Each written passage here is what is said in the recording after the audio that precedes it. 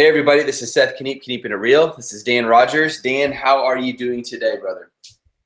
I'm awesome, and you. Thank you, Seth, and thank you for having me on again. I'm really excited for today. And how are things on your side? How's it going in Texas? Texas is beautiful right now. So it is in the fall, which is one of the most beautiful times of the year. It's very cool, but it's a little bit weird because one day it'll get cold, the next day it'll get warm, but for the most part, it's really nice. This morning I went on a walk and it was completely dark.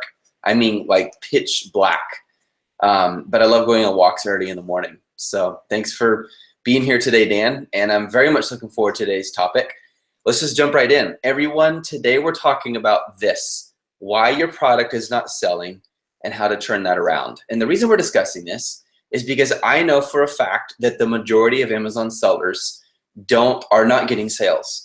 Most Amazon sellers are not succeeding. If you look at all the people who actually open the Seller Central account, the average income is 0. If that's the case, then how are people with just one dime having so much success? It's because they know what to do. So what Dan and I are going to do is we're going to talk to you today, and this is something Dan is very strong in. I'm going to ask him a whole bunch of questions. So last week he interviewed me. Today I'm interviewing Dan. And Dan, you need to start your own YouTube channel. That'd be pretty cool. Then we can interview each other. Just a random idea there. You got it, Seth. I'm working on it. Right. But definitely a really good idea. Absolutely. And Dan brings a really unique perspective to online entrepreneurism. Some things that he's done and practiced and tested. It's really cool. In many ways we overlap, but he also says some different stuff he's focused on. I focused on real estate. So I really enjoy these shows, Dan, because I can tell when we're talking about Amazon, we're often pulling from other experiences to help this to be more effective. And that's how entrepreneurs work. You find one thing that works in real estate, also works on Amazon, also works on eBay, also works with affiliation links, which is pretty cool. But today, you guys, we're going to talk about the reason your product is not selling. Now, we are not arrogantly telling you your product's not selling. That's not our attitude at all. It's a reality. Most people selling on Amazon are not succeeding. And there's a reason for that. And the reason is simply this: your product is not differentiated. It's not standing out. It's not meeting a need in a specific way that other products are not. It needs to be meeting a need. People need a reason when they look at your product to buy it. It needs to be specific. It can't just be another clock to tell the time, or another coffee mug to drink coffee or tea from, or another belt to hold your pants up. It's got to be something more specific. If it's just gel to help your hair, or if it's just glasses so you can read, why would someone buy yours over someone else's? And that's the question. How do you differentiate? So what I'm going to do is I'm going to walk us through questions I'm going to ask Dan. And Dan, just jump right into these. Guys, this is like Dan's strength. I'm telling you this. Listen closely to what he has to say. He has spent a lot of time doing this and been very effective in it as well. So let me just start with the big question. Dan, what is your view on differentiation as a whole? Okay, Seth. So on this, I actually really like this question because I think people view this very, very differently. Some are going to look at this as just little tweaks to make to a product. But I would just like to quickly give you some background on my thoughts on differentiation and why I think it's so important. And it actually goes back to the beginning of my journey before I even started on FBA. And that was that sometimes, and I know a lot of people have this as well, where they come across an idea, a solution to a problem. And that could be something they stumble upon in everyday life or anything like that. And then they maybe even design this little product on paper, or it could be any type of solution. But the problem comes in terms of how do I then actually design that, manufacture that, and bring it to market. So for me, FBA and private label, and that is a section or a step within the process of actually reaching that goal of solving real world problems with new products, with innovations, if you will. And that may seem ambitious, but I think that is the end step that a lot of sellers have as a goal, or could have as a goal. And so the way I view differentiation is it's a process that I'll run over quickly with you, or levels in which you are between sort of reselling and then actually bringing innovations to market. So it would start with things like, say, online and retail arbitrage, where you basically reselling items, but you know there's demand and you're not differentiating or adding your brand or making those products better. And then moving more to basic private label, where it mainly used to focus was simply finding items that sell well, not physically changing them, but just putting your private label on those products. And then more advanced private label, which is what we are focusing on, where you're really differentiating and adding value and fixing problems with products, making them better, making them stand out, as you said.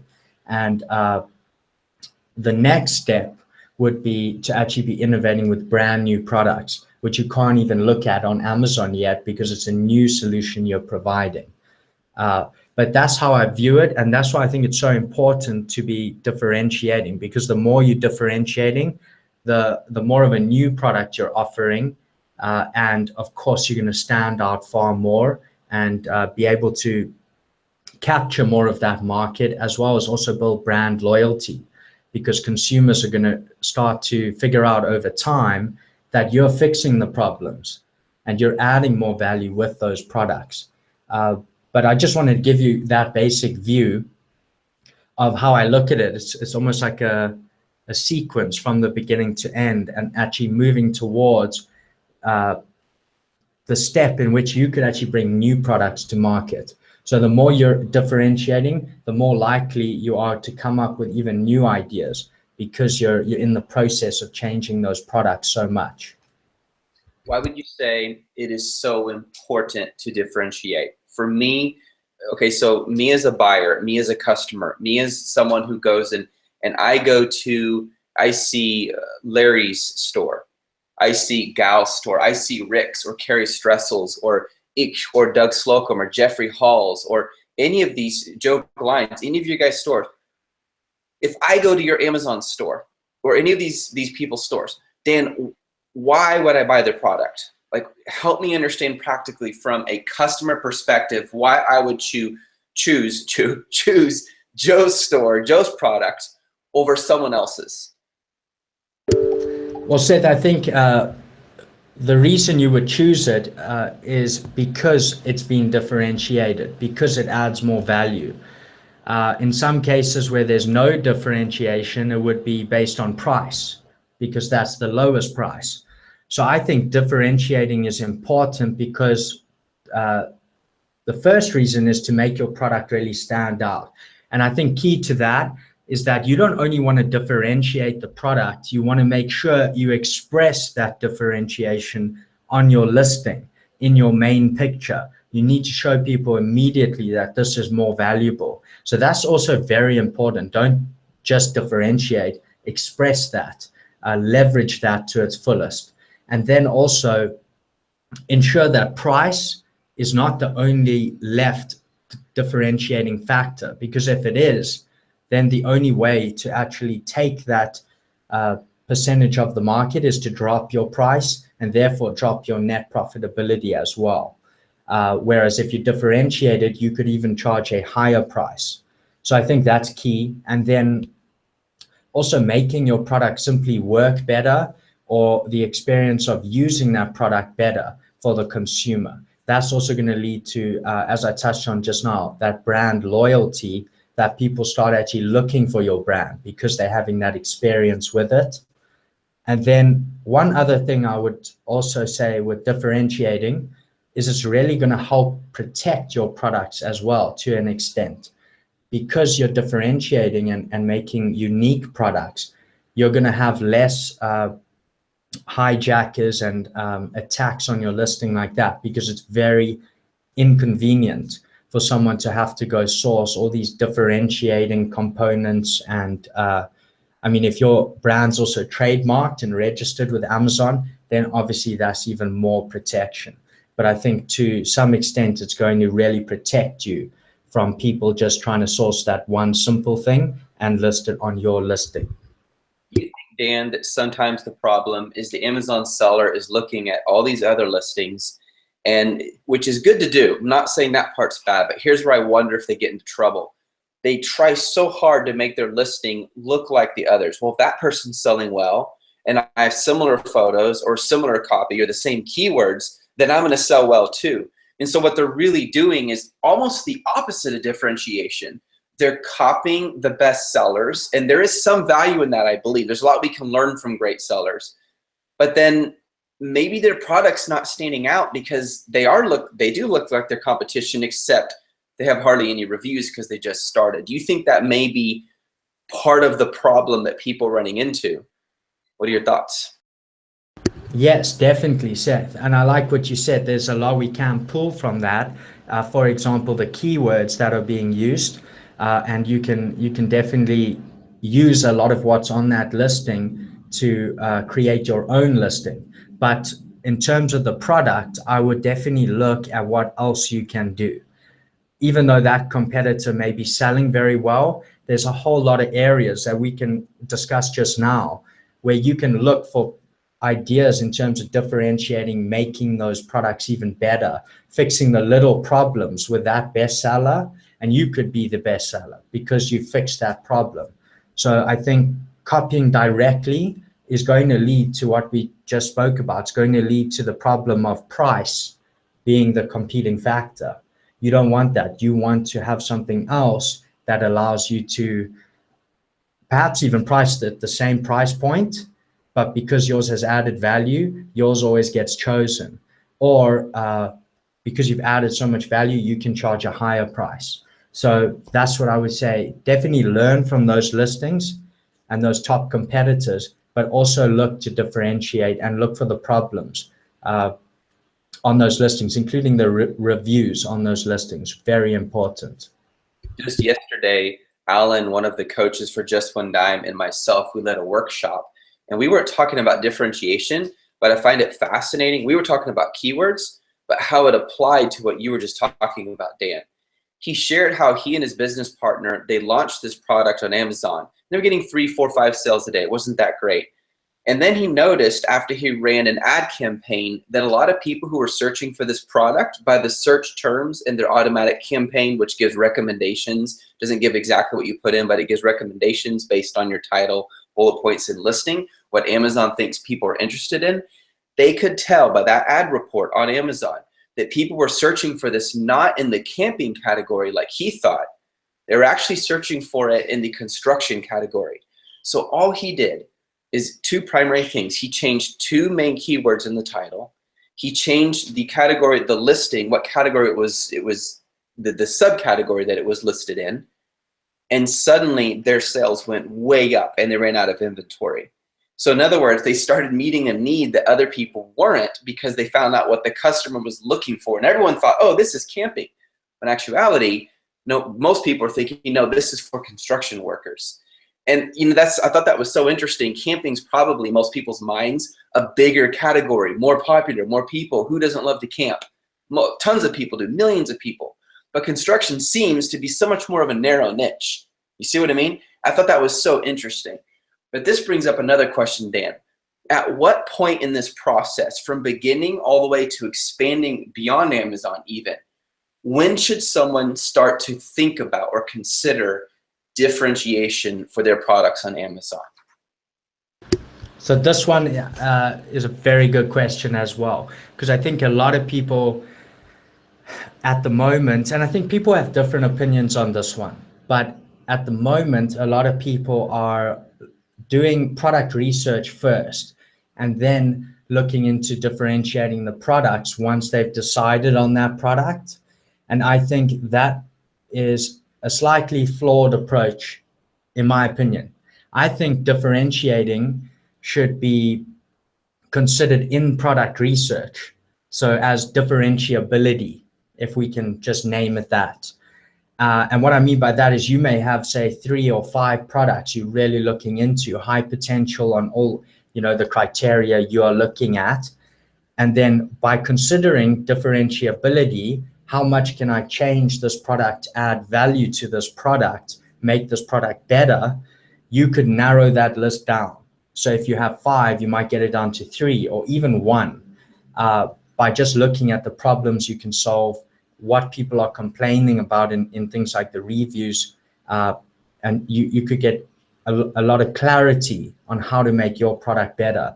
So I think in a sense, if you could find, say, 3 products and one of them is completely saturated in terms of differentiation, so the competitors have gone all out there. They've already added, the whatever it is, the carry case, the bundle item, the brilliant packaging, the product inserts, whatever it is, then you might say, well, there's not much room for me to compete on there. How can I make mine better?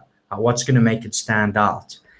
Whereas one of the other products could have a lot of room in this regard, where you can really fix a problem that's relevant to those customers. So I would say definitely in the product research stage, that's when I would look at this as well.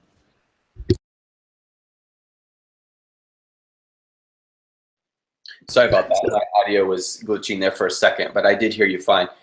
So here's a question. What is the product concept and how does that apply to differentiation? Okay, so this one is more, applies a little bit more of like the formal side of marketing, but I think it's important to understand it this way because it can give more clarity on differentiation and why we're doing that. Not just adding stuff to the product, but creating a better total product. So basically with the product concept, it's made up of a few layers, and the center layer is going to be your core product, and that's going to describe the key benefit. So as an example, we could be looking into selling a dog grooming comb, and that's what we're going to be selling. The core benefit would be to groom your dog. That's what you're buying this product to do. That's the core benefit, and you always need it to be that. And that's why a consumer will mainly buy the product. But then the second layer is going to be your actual product. And the actual product will contain everything that consumer will receive. So that's going to be things like your packaging as well, your branding, and any other physical attributes that you add to the core product. And this is where differentiating is so important, because you can make your actual product far better. Maybe you have brilliant packaging with a really nice logo, and maybe even include something else that consumers are always using with a dog grooming comb. And then the next layer is your augmented product. And that relates to things like your ebooks, as well as things like warranties, anything like that extra to the product. And then the next layer will be your product image. So all of that's going to create a product image with the consumer. How do they see your brand? As an example, everyone will have their own opinion of brands like Nike or Red Bull or whichever brand it is. And that perception, that brand image is very difficult to change as well. So your full product is going to start to give the consumer, is going to start to occupy a position in the consumer's mind. So that's why you want your packaging and everything to look really brilliant. And then the other layer is your potential product. So that's referring to how could you improve it down the line, or maybe in our case, even launch other products off of that product as well. And those all make up your total product. So I just thought with this question, it's more about bringing those formal principles in, because that gives you a better outline of why you're doing that, because you're creating a total product, and that's what matters to the consumer in the end. So when you're doing this, and 100% absolutely love what you're saying, we need to differentiate. Our product has to stand out, and stand out in a way that's meaningful to the customer. But the most important question then becomes this: Dan, where do we get those differentiation ideas? And what kind of process should we follow in order to make our product stand out so it makes us money and sells? And everyone, I want you to know, I see your questions over here, and I want to ask Dan a few more questions to really just kind of surround this topic in some really helpful content, and then we're going to specifically answer your guys' questions. And yes, this is recorded. It will be on my YouTube channel, the one. So back to the question, Dan, where do we find these ideas for differentiation, and what process do you recommend Amazon sellers follow to do this? Yes, so this is very important. And this one, I would start off during researching your products, and then definitely in, building up those products once you've selected the one to go with. But trying to find these ideas on how to improve the product, add value, and fix problems can come from a lot of different areas. The one I would say is more or less like inherent problems with the product selling right now. So you might look at your top competitors, like we were talking about just now, and look for the problems that are fixable. If there are problems you cannot fix, that's not going to work. You need the problem to also be fixable. So definitely look at those. That can give you a big opportunity, especially if no one else is fixing those problems yet. You will be the first product to fix those problems. And those might be problems mentioned in the reviews, or it could even be a problem you experience when using that product. And then the next I would look at is definitely your frequently bought together, as well as customers who bought this, also bought this. These are sections on the listing, and very important to have a look at this. Quite often you'll see that two complementary items are always bought together by the consumer. But because they're buying them from separate listings, it's usually quite expensive for them because each one is marked up on its own. And in terms of sourcing both together, let's, as a random example, use a dog grooming comb and then a dog drying towel or something like that. And people buy these together and they're quite expensive because they're on separate listings. You might find that your supplier of the dog grooming comb also supplies dog drying towels, and you can get these at a really good cost and develop packaging for this item. This way, you are now offering what a lot of consumers are looking for, and at a cost savings, as opposed to if they go buy it on two separate listings, and you have uniform branding across both of these items and your packaging.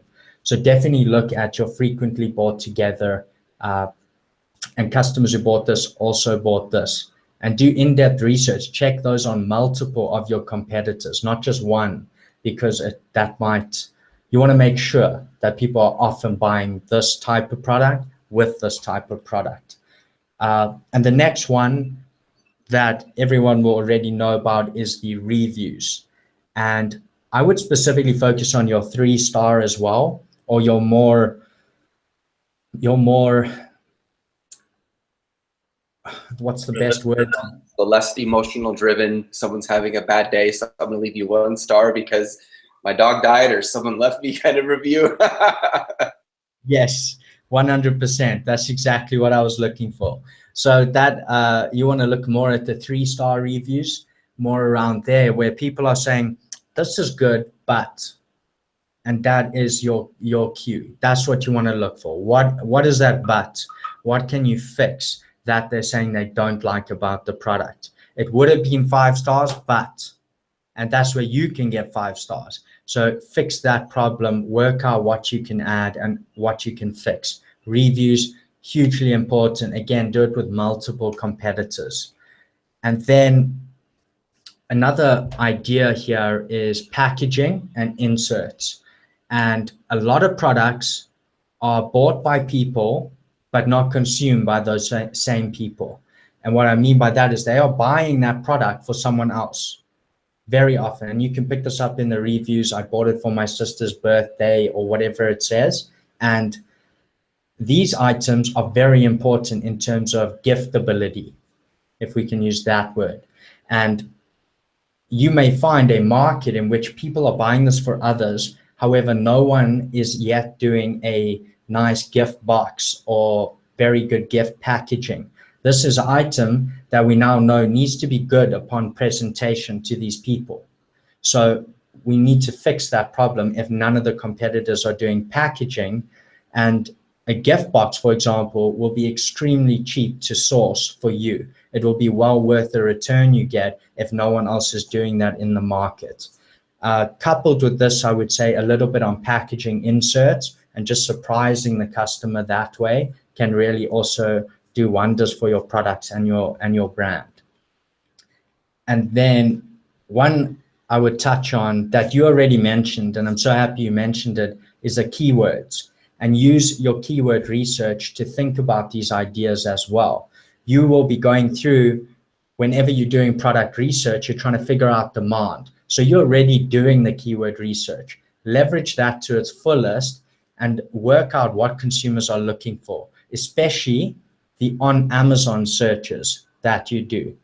Whichever tool you use, focus on those, because those are your consumers, and any search on Amazon is a search to buy. So if they are typing it in, it is demand. That's what it's telling you. And let's just use an example. If someone were, let's say we were doing keyword research on a dog leash. We found a dog leash is high potential and we are looking for the demand. And we see a really big keyword that keeps coming up on Amazon is dog leash with collar. And we notice that's a really big keyword. Big volumes, keeps coming up. And then you look on Amazon and you realize, well, people are selling dog collars, people are selling dog leashes, but no one is selling a nice bundle, a nice package bundle, the leash and the collar, maybe adjustable collar, so it fits all dog sizes. And then what you can do is actually maybe source that kind of item. And because you are selling a dog leash with collar, you could have that in your title. So the competitor only selling dog leashes cannot put dog leash with collar because it's not, and vice versa for the person selling only the collar. You can tackle that market specifically. You know, there's a lot of searches for it on Amazon. Offer them exactly what they're looking for, and have it nicely, again, uniformly branded, the collar, the leash, the packaging. And I mean, in your keyword research, you may even find new ideas. So you might be searching dog leash and find a completely different, tick removing dog comb or something like that. And then you find even a new market, something that's not even available. Definitely use the keywords, especially those on Amazon. Really, really important and more of a new method. So I'm happy you touched on that one as well. And then other marketplaces. There's only one more after this. Other marketplaces is when you are going to look at other Amazon marketplaces, even other platforms. So let's say, as an example, you could do this from the US as well, but as an example, you're selling in the UK and you're researching a niche, you find high potential products there. You could have a look at Amazon US, where there's more sellers and more differentiation, get very good ideas from that marketplace, and then bring them to your marketplace. The chances are, if something's selling well in this marketplace or on this platform, it will sell very well on your platform. So that's something I definitely will consider doing as well, is just have a look what else is selling in different parts of the world on different platforms. And the last one here is just look at what your supplier sells. So every supplier, as an example on Alibaba, will have a little mini site at the top left. You can click on that and it will take you into their mini site where they'll have a catalog of all the products they sell. And this can give you new ideas. You might have come to them for one product, but by looking at their mini site, you find an even better product.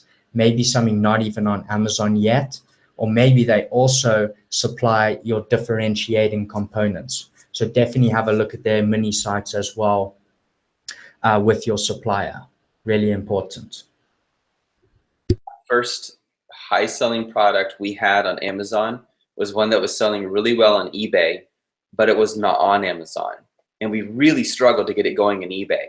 We put it on Amazon, and within several weeks, it started selling very, very fast. I'll never forget the first time it was selling 10 times a day. And to me, that was huge at that time. Like, oh my goodness, this product is selling 10 times a day. Like, that was very passive income. So I love the point you make about different marketplaces. And I know that people on eBay are going to have a different mentality than people on Amazon, but there's still people. So if people are buying it on eBay and they want this product, there are going to be people who are on Amazon who want the same product. And the same thing would go with Jet and Walmart and other places as well. This is really helpful. Well, let me ask you one more question, and then we're going to jump to the questions. Dan, how do you implement this? So here we have why it's important, where to find differentiation ideas, and techniques for that. But now comes the question, how do you actually implement this? What are some of the steps you take? Okay, so I have this great idea. I'm not just going to sell a dog collar. I'm going to sell it with a leash. And they're going to be matching colors, so it goes really nicely as a kit. And we're going to do one for little dogs, one for medium dogs, and one for big dogs. And we might even throw in a drying towel. I love that. So let's say I want to do that. How do I begin? Where do I go? What are the practical steps to pull this idea? Everything's up here right now. How do I pull this off and actually get that product into the hands of my customer? Yes, so this is going to really start becoming real when you are dealing with your suppliers, your manufacturers, and you're going to want to build it out with them. But it's going to be based on a couple of things. The first is whether or not they can do it at all. So our example here with a leash and a collar, quite simple. They could probably definitely do that for you. However, some people might really change that up, and they want to change the fabric of the leash, or they want to really adapt the handle of the leash, something more complicated. And so it's going to depend on the capability of that supplier, as well as MOQ. MOQ can be quite a big hurdle people run into when they're differentiating. The more extensive the change you're making is, probably the higher the MOQ that supplier is going to ask for. Just to be clear, by MOQ, everyone, he means minimum order quantity. So the smallest number of items a supplier will let you buy and still let you buy it from them. Yes, thank you for that. I forgot that.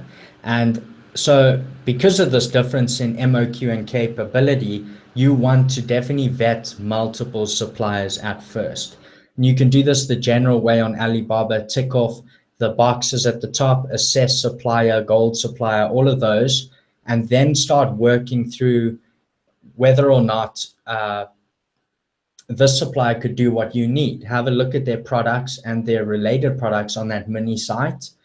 And then also, while you do this, just another tip is to think about your future products. If you're busy building a relationship with a supplier, if you're able to build that relationship and leverage it for future products as well, basically the broader their catalog, the better. That's going to save you additional setup cost in the future. But you are vetting suppliers at this point to differentiate. And then one of the big forks that happen is that some people will do all of this differentiation with one supplier. Other people choose to go the other route and do the differentiation with multiple. So they'll get the dog leash from this supplier, a dog collar from this supplier, and then maybe even send those to like an agency in China and then have it bundled and packaged there and then shipped to Amazon. So those are the two routes you can follow. I generally stick to now trying to use one supplier to do that for a few reasons. The first one is that you can basically create a lot of, you can create economy of scale this way. Because you're doing more with them, you can usually work them further down on the cost and get a very good cost per unit. The second reason is this is more scalable. When it comes to reorder, you're not having to logistically organize multiple suppliers. You can go place the order and that's it. So this is the reason. And additionally, the route of using multiple suppliers and using an agent was in essence to protect you from that supplier selling on the bundle. But I believe that that is a little bit flawed as well, because everyone's monitoring Amazon, as we all know, and people will supply and try and sell what sells well. So I think that then speed and cost and scalability become important factors rather than focusing on that. Once you have vetted your supplier and chosen your supplier, you're obviously going to start actually manufacturing that product. And before you do that, what I would say is make sure that they have given you cost estimates of every single thing that you will source, the main product, the differentiators, and then go run your profitability analysis again. Work out how profitable will this item be. It's quite important to do that once more, because if you, for example, are tracking the product in Amazon, it might just give you the cost of the base product. But we are sourcing more now because we're differentiating. So do another profit analysis, and then I would get samples of the product as well.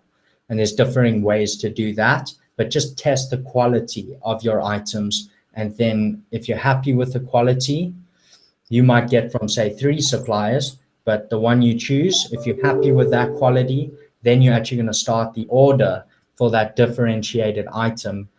And at this point, while they manufacture, really work out how to express this on your listing.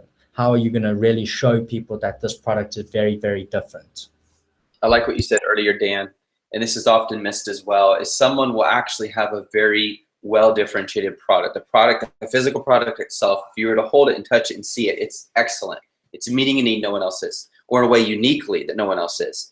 But if you go and look at the listing, you can't tell. And because people don't have the privilege of walking physically into your store, they open the door, there's a ding, the little bell that rings at the top, and they can go over to the shelf and look at the product. They can't do that. So your only chance for people knowing how well your product is differentiated is through a few seconds in that session when they look at your listing and they see those photos and the title and the bullet points and the description. And that's it. That's your only chance to sell them, to convince them that your product is differentiated so well, they need it and they should buy it.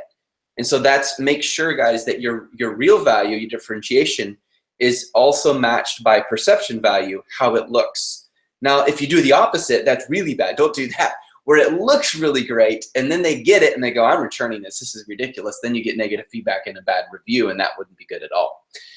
Okay, I'm going to jump over to some of the questions here. We got quite a few. The first question I see is from Seed Biz. He says, is there a way to find out what organic keywords generate sales for our products?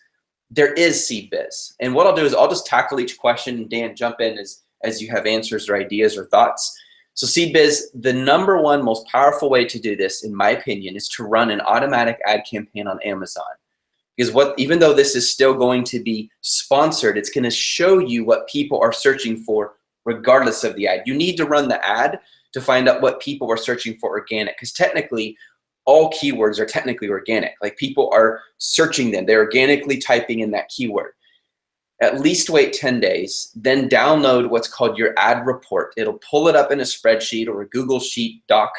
And from there, you can look at the sessions, how many times it was clicked, or the impressions, how many times it popped up, how often it was clicked, the CTR, the click-through rate, and then how often it turned into a sale.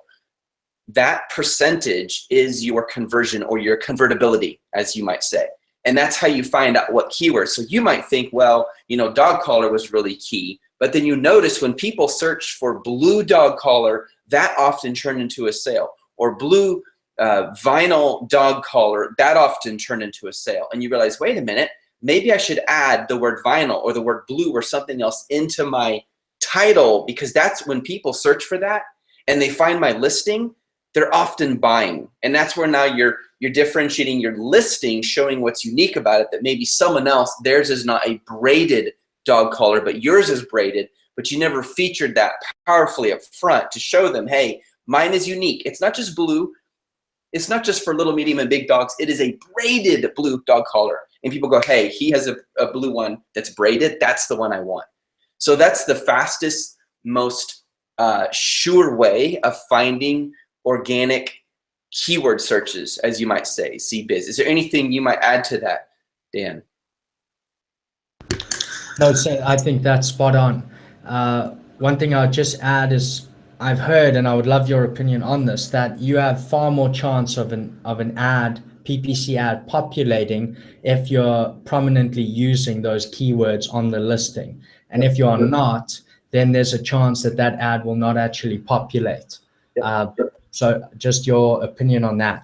Absolutely. So what Amazon does when you're running an automatic ad campaign is the ad is built on your listing. So they take the main keywords from the listing title, second from the bullet points, third from the description. Now keep in mind, if you are selling a blue dog collar, but your title says blue coffee mug, I know this is ridiculous, but I'm using it because it helps to illustrate the point. Your ad may not even show up at all because Amazon's system is smart enough. They don't literally have a person sitting there going, what keyword should I put in today for this seller? They don't have time for that. It's all automatic. But it has to be related. So make sure it's relevant. The actual keywords that you want generating for that listing are actually relevant. So yes, that is 100% true. If your title is off, it's not going to generate the right keywords. But the nice thing about an automatic ad campaign is it will give you recommended similar keywords. And if you find those are getting more clicks and even better, more sales, not just click-through rate, now you can go back and adjust your listing based on the ad campaign that told you what people are searching for. Mauricio says, would you say this is mainly for private label? So this is true. This concept that Dan is talking about, Mauricio, is true in any marketplace, anywhere. It doesn't matter if you're selling ice cream. It doesn't matter if you're selling yogurt, if you're a laundromat, if you're a brick and mortar real estate company. It doesn't matter what. It is all about differentiation in any marketplace. We have a lot of experience renting out condos in Austin. How do we get people to sign up? One of the fastest ways is we decided to test something. We had 6 of them going at the same time, and one of them we said we're going to do something different because Austin is sort of funky. We're going to go with a funky feel. And so we made the whole thing really funky and really different with these like 70s, contradicting colors. And I personally hated that part. But my wife, she's good at this. And that thing booked so fast, so quickly. It was differentiated. It was meeting a need that a lot of other places weren't meeting. So this concept, Mauricio, is absolutely universal. Yes, Sammy. In fact, and if it's okay, can I talk about what's upcoming for you soon, Dan? Is that okay? Yes, 100%, Seth. Absolutely. So Dan is going to be starting his own YouTube channel very soon, and we'll actually be interviewing each other on each other's channels. So yes, he knows what he's talking about, and has great knowledge in e-commerce, and that's why he's one of the Just One Dime coaches, and one of the reasons I love working with him, apart from the fact that he is an incredible human being. All right, next question. My product is different, says CBiz. Wait, hold on. Nathan, I'm sorry, man. It popped. I saw yours, and then it went way down. So let me go back. So Nathan Young. I have a traffic problem. I get 1 sale every day with 4 or 5 sessions. I need to increase traffic. So Nathan, you're in a good place, and let me share why. You're getting 20 to 25% conversion. If you are getting 4 to 5 sessions, not page views, but sessions every 24 hours, and you're getting 1 sale, your listing is very convertible. That's awesome. And I'm assuming you're getting this data, Nathan, by going up to the top and downloading your biz report, and you look at the ASIN by child or by parent, and you come over here, and on the right side, it shows you like in the last week, and you can change the date in the upper right based on the week or the month or the quarter or however long you want. You can look at how many sessions it's receiving. So Nathan, it sounds like your problem is not that your listing isn't desirable enough or not differentiated enough, because when people buy it, out of 100 people, 20 to 25 of those people are buying it. What it sounds like the problem is people aren't discovering it. So the question is, how do we get your listing ranking so people actually find it? And there are 2 recommendations I have for that, and anything you want to add to this, Dan, please feel free to. Number 1, you need to make sure you are using keywords that have high demand, high volume. So when you run the ad report, which you should be running, because remember guys, ad campaigns are not primarily at the beginning to make sales, they're to gain data, and that data will help you to get sales. You need knowledge in order to make money. Your ad campaign is like your tutor. It will teach you what to do. Find out which ones are generating the most impressions, Nathan. take those keywords and tweak your listing. Don't completely gut it. Don't completely change it like crazy. Otherwise, you will lose your indexing and your BSR is going to go way up, which means its ranking will even get worse. You need to adjust your keywords so it's connecting to what people are searching for. So what it sounds like is whatever's happening with your listing, make sure it is searchable, that people are going to find it. You need keyword volume. I'll stop right there. There's more I could say, but Dan, is there anything else you'd recommend for Nathan? People aren't finding it. When they do find it, a lot of them are buying it. How does he make his listing more discoverable on Amazon? So I think this is the better problem to have. If it's desirability or visibility, this is definitely the better problem to have, because you've already established the differentiation or the desirability of your listing, and that is already there. If you have the reverse, that can be more of a problem, because then you're being discovered, but people just are not buying the product. That's more of a difficult challenge. So I would say, as you said, make sure you're using the correct keywords, and then I would run PPC.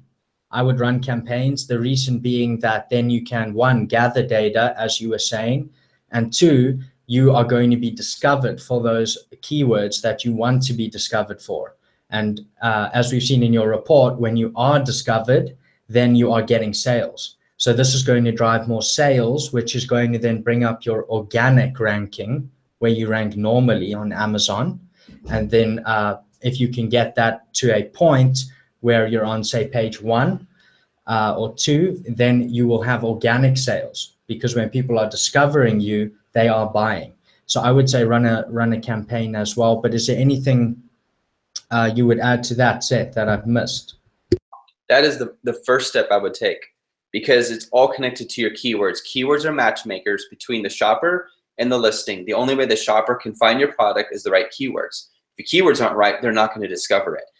The second thing I'd recommend is do a launch. And by a launch, I mean there's several ways you can do this. There's several companies out there that offer this option, such as Viral Launch. Just One Dime is actually creating their own version of this as well, where you offer a whole bunch of discount codes and you get a whole bunch of people to buy it at a discount. You don't ask for a review because it's against Amazon's terms of service, but you just get a whole bunch of people buying it.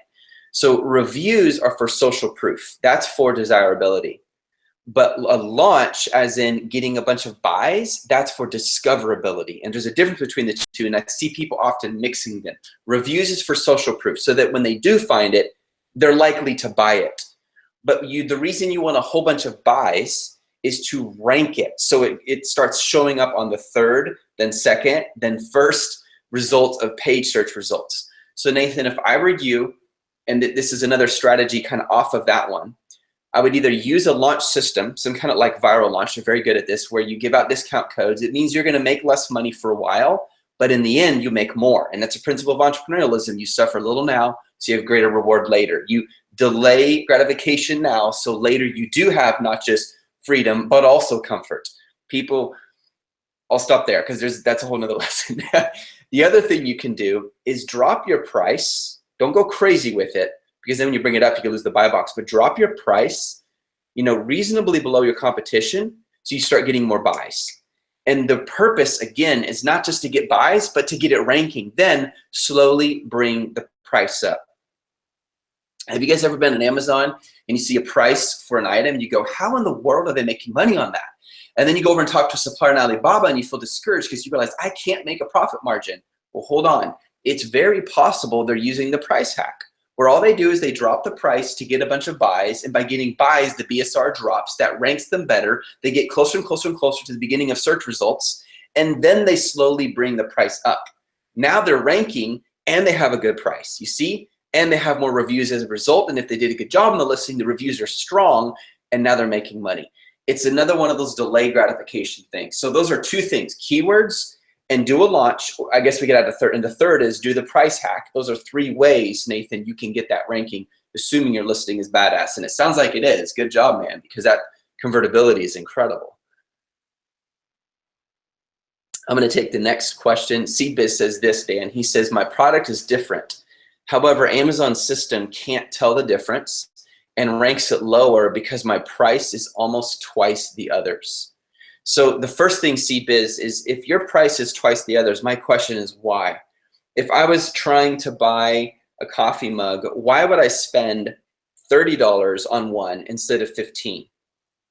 Okay, so if your price is twice, then your differentiation value needs to be twice. How do you know that the value is twice? How do you know that's what people want?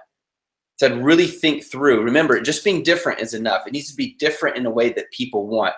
The companies by far that have made the most money were built out of an idea that that owner was trying to solve for themselves. Not, oh, I have an idea and let me just figure it out and hopefully this will work. It was actually something they were struggling with.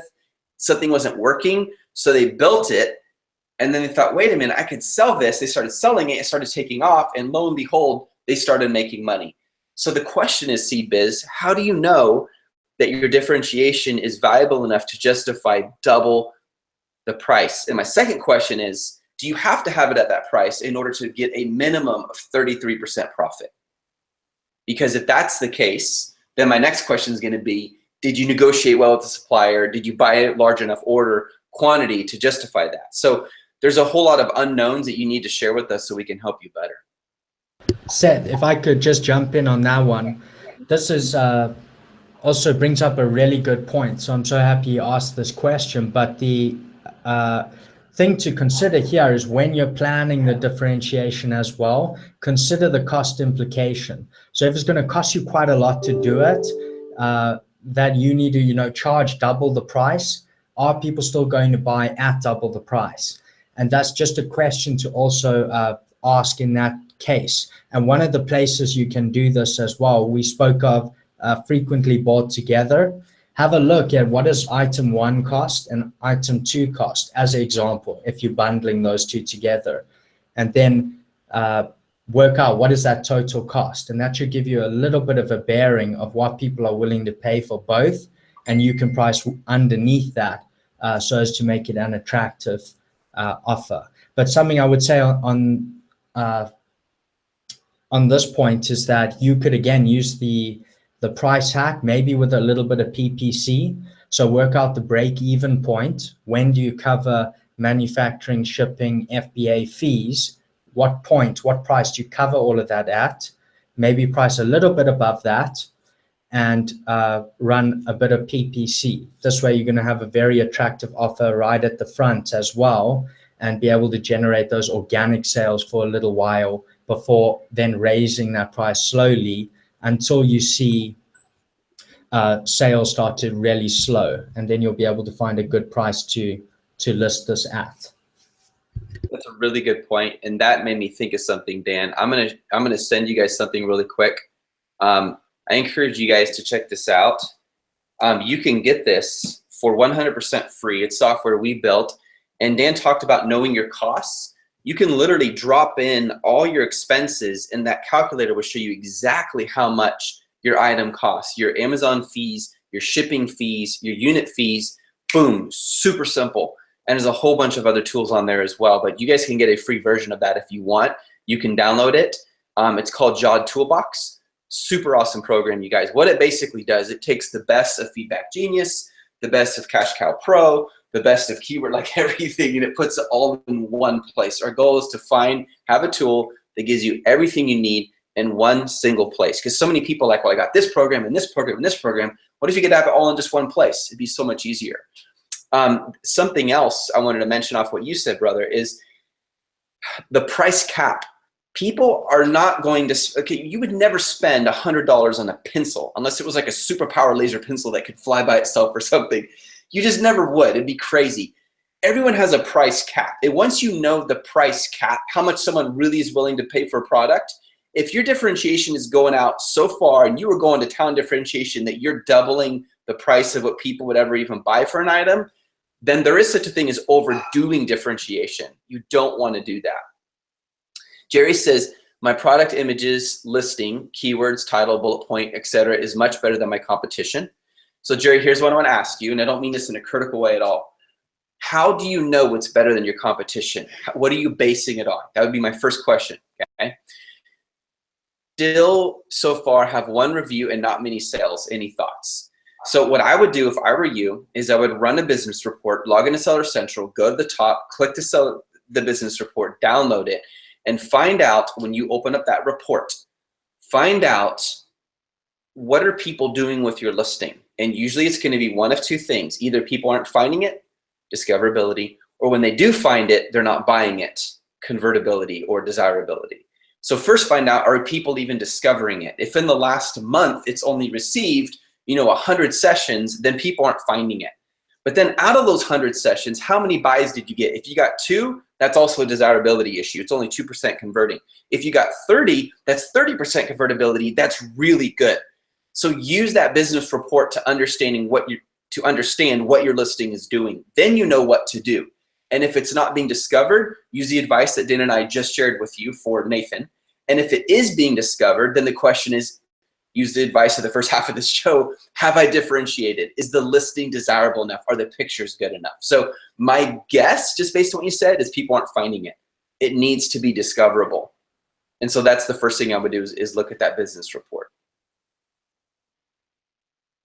Tim R says, I didn't understand how you find out what keywords people are using to find your product by using paid ads on Amazon. So Tamar, yeah, it's actually really simple. I'll show you. So you run an ad campaign on your listing and run an automatic ad campaign. Wait a minimum of 10 days. Download the ad report. Open it up in a spreadsheet.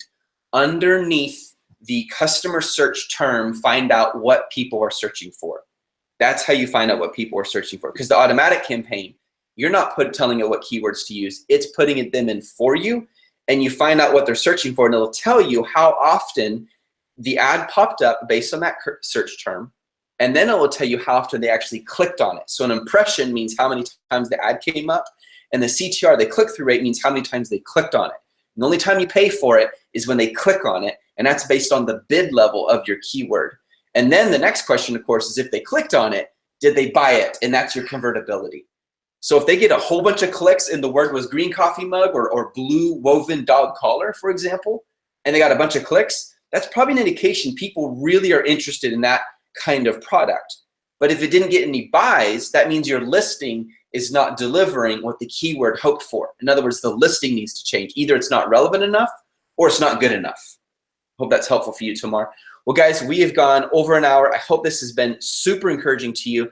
Dan, is there anything you want to add before we close this off, brother?